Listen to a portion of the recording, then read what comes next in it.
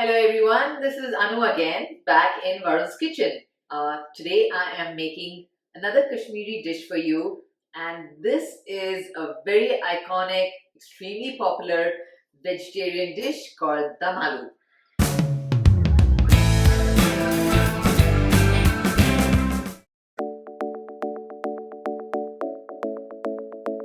When we think of Kashmiri food, the first thing that comes to anyone's mind is Dum Aloo because it is just so popular and available everywhere.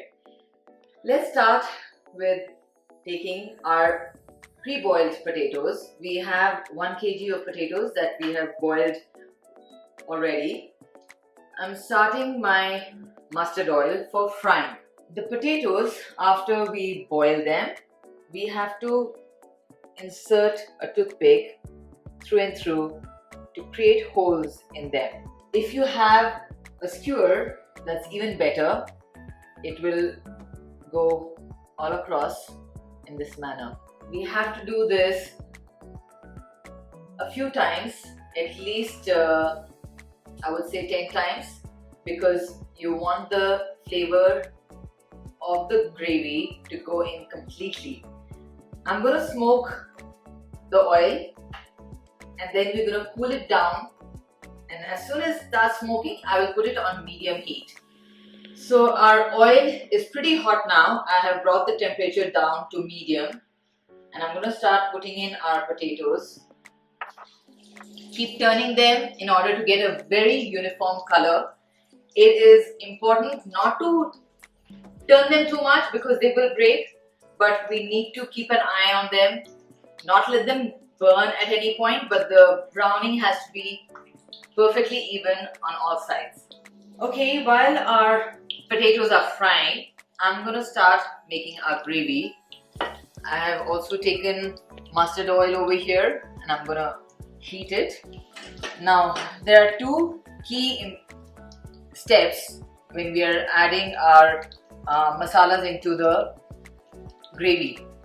When our oil is hot, we need to turn it off and then add all our dry spices.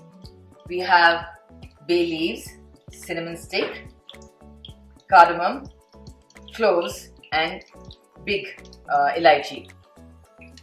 We are also going to add our hing at this point.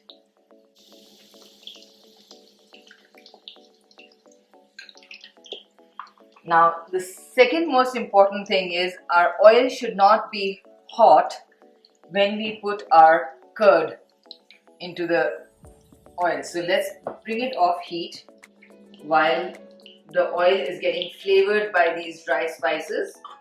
We are going to mix our powdered spices into our curd. Here I have 2 cups of curd. There is fennel powder, salt, turmeric, ginger powder, Kashmiri red chili powder and elaichi powder. We are going to mix all of our powders here. One important point to be noted, our curd has to be room temperature when we put it into the oil. Please don't use curd that is straight out of the fridge because that also can make it split. Here goes in my paste. Now I'm going to put it back on the stove, turn on our heat and make it medium, and we have to keep stirring. I've started taking out the potatoes because most of them are done. Look at the color of the potatoes. This is how we want it when it's fried the first time around. We have got another batch of potatoes here and I'm going to, these have cooled down. These are not as hot to touch as the fresh ones. So I'm going to let this cool and I'm going to show you what we're going to do before we fry them the second time around. We're going to poke a few more holes, just 4 to 5, in our cooled potatoes, and then we're going to drop it back into our hot oil. We want to fry them again for another 5 to 7 minutes just to get a nice brown color on them. So I'm gonna check each potato as I take it out, and I'm gonna keep it in a bowl of water. I have a bowl right here. We have taken out all our potatoes, and I want to show you when I squeeze it how much juice comes out of it. That's what happens when we poke a hole in it. Actually, plenty of holes in it.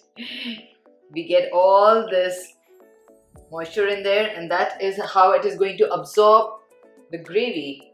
Now goes in the important part, our deep fried potatoes. I'm gonna put them in our gravy. I have taken this off the heat because it is pretty hot right now. I don't want my gravy to burn while I'm putting them in here.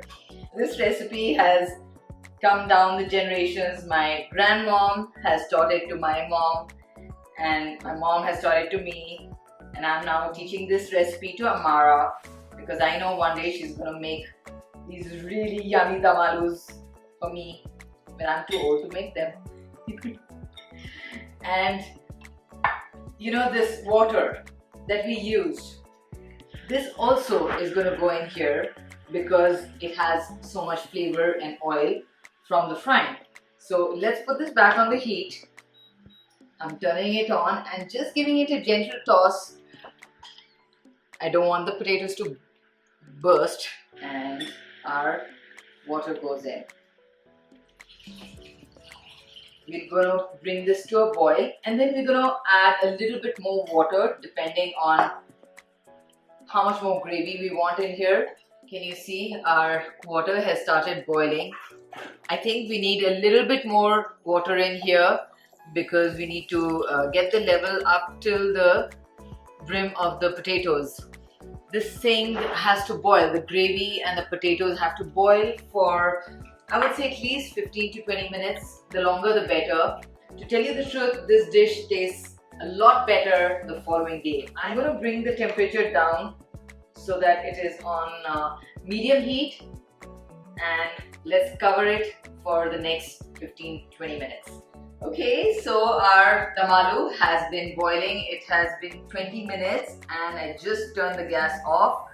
I want you to see this gorgeous color. Look at that gravy. It's a beautiful, beautiful red, and the potatoes have that amazing golden glow. I want you to try this at home. I'm so sure it's going to be the best ever dum aloo that you would have had. I can't wait to try it myself. Can you see how it's literally falling apart? Wow. And the gravy has gone all the way in. Exceptional. Mom, this is the best recipe ever. Thank you so much for watching, and if you haven't already, please subscribe, and I'll see you in the next video. Bye bye.